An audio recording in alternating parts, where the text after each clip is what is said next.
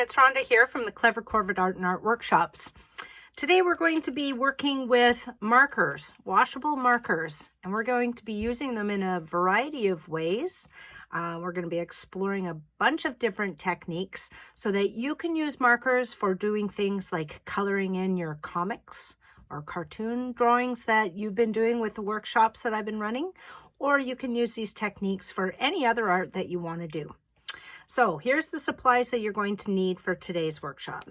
You're going to need like a Crayola style of washable marker, and it usually says washable right on the marker, okay? You're going to need a container full of water. It can be a cup or any old container, and you need a soft bristled brush. Maybe you don't have a brush at home. If you have a Q-tip, you can use a Q-tip as well, okay? Another thing that would be good to have is a pen and a pencil and just some regular printer paper. Doesn't have to be fancy paper, just the stuff that's used for printing, okay? So you go get those supplies and we'll meet back here and we're gonna start looking at how to use marker in different ways.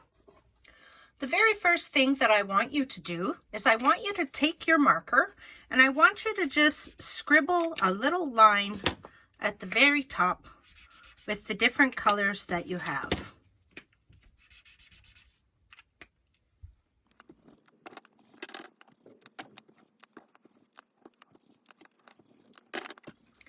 Now that you have that scribbled, what I want you to do is I want you to take your brush, dip it in your water, and simply paint over top of each color using either your Q-tip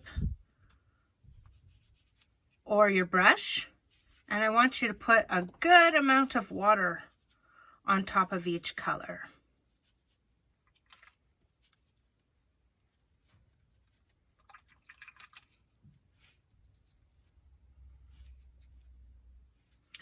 Don't be afraid to add a lot of water, and I'll explain why in a second.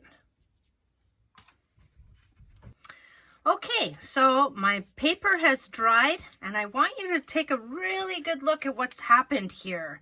You notice how I started out, it was just a line like this, and then it turned to that. What the water does is it activates the marker and it allows it to bleed and spread out. And we're going to take advantage of that and kind of use the marker like paint. But I really want you to look at the markers that you have because some will bleed or spread better than others. Look at my yellow. It doesn't spread very much at all. Neither does my pink or my gray. But I've got a good amount of bleeding or spreading that has happened with these colors. So I'm going to remember that when I start to use this technique for my artwork. So usually when we're coloring something in with marker, we have a drawing first. For today's lesson, we're just going to draw circles. Now, you might be tempted to want to draw your circle with marker, but I'm going to advise against that, and here's why. Look what happens. If I take water and I put it over the pencil, it doesn't smear, but if I take water and I put it over the marker, it really smears. So we don't want to outline with marker first. We're going to leave the outlining of our drawing for last. So we'll get to that. I just wanted to point that out to you. So the very first way that we use marker after we draw our circle with pencil is, of course, to just color it in. So we can use the markers if we want a really strong, bold color. We can just use the markers as they are. And if I was finished doing all of my coloring, then I could go back in and I could outline it. Wow, that really pops out in a strong, bold color. Another thing that I can do is I can start by coloring it in nice and solid.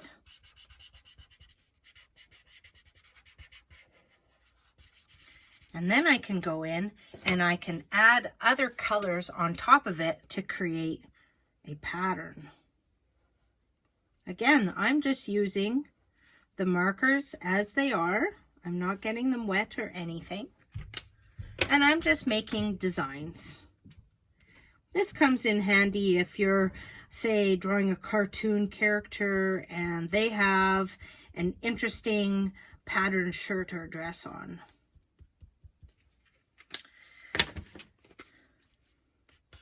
This kind of looks like an Easter egg. So there's one way of just using the markers as is. And I'm finished this one, so now I can outline it in my black marker.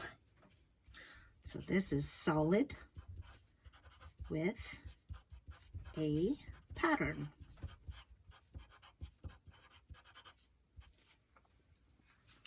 But perhaps I want to make my marker look a little bit softer and more painterly for my art piece that I'm doing. So this is what we do. I'm going to just divide this page in half for now. And this is going to be my rough draft side, and this is going to be my good art side, okay? So I'm going to draw a circle. And I want to color it in so that it's nice, light color. So I'm going to use this rough draft area, and I'm just going to color in a patch of marker, and I'm going to add a lot of marker to it. Then I'm going to take my paintbrush, and I'm going to get that area wet, and then when I have enough color on my brush, look at what I'm doing. I'm able to actually use the marker like paint.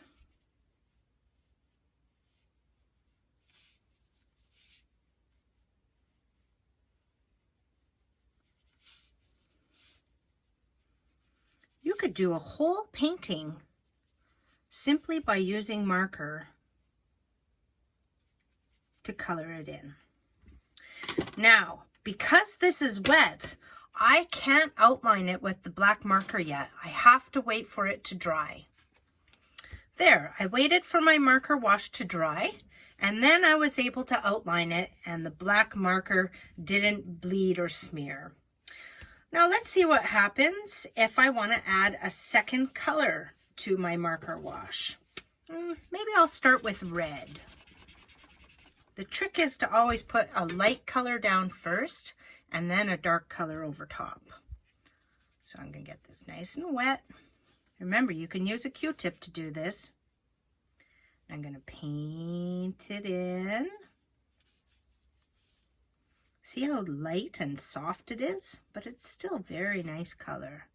I'm trying my best to stay in the edges, but it's okay if you go a little bit over the edges. That's how we learn, by just keeping on practicing. And look, now I'm taking that second color, and I'm going to go in, and I'm going to start to add a second color. If I want these to blend together a little bit better, I'm going to just take the extra paint off my brush, and I'm going to just scrub those two together so that it blends in a little bit. There, now that looks like shading, doesn't it? So that's a marker wash of two colors, red and brown. And you could use a lot of different varieties of colors. Again, I have to wait for this to dry before I can outline it. Okay, now I'm going to be a little bit experimental. I'm going to start by doing a marker wash. Maybe I'll do it with the Q-tip so you can see how the Q-tip works. See how that colors in? Quite nicely. This should be art that everybody can do at home with stuff that you have around the house. So there is your marker wash. And what happens if I go over top of it? Ooh, look at it. I'm getting nice soft dots because the marker wash below is still wet. So it's doing just a little bit of bleeding. That looks like a cookie. Yum.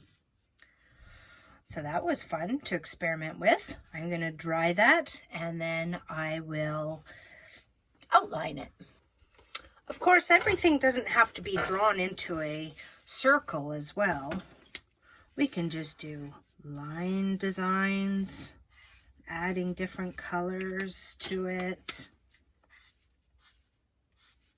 And then we can just keep it like that if we want.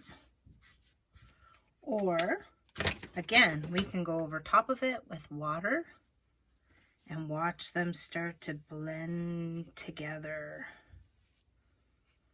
It really makes everything look so soft, doesn't it?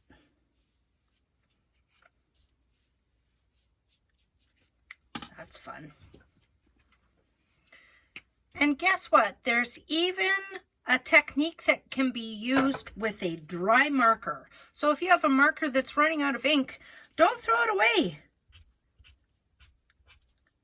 It gives kind of a dry brush effect, which is fantastic if you're doing something like making somebody's hair nice and fuzzy and curly, or drawing grass.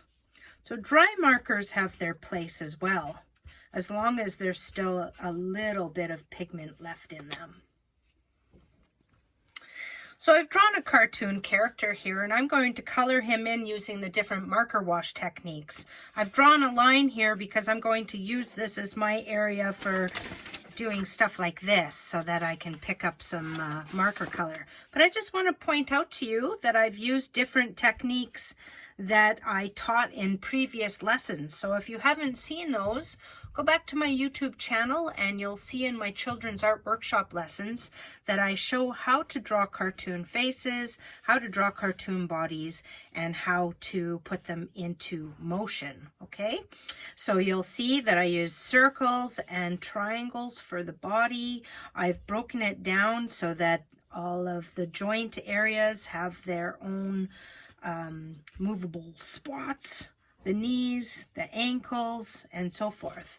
Now, before I start to color this in, what I need to do is I need to go in and I have to erase all of these pencil lines that aren't part of the final drawing. I don't want to go over top of that with my marker because then it will be there forever. So go in and erase all of those pencil lines, and then I'm going to color this in using a bunch of different techniques.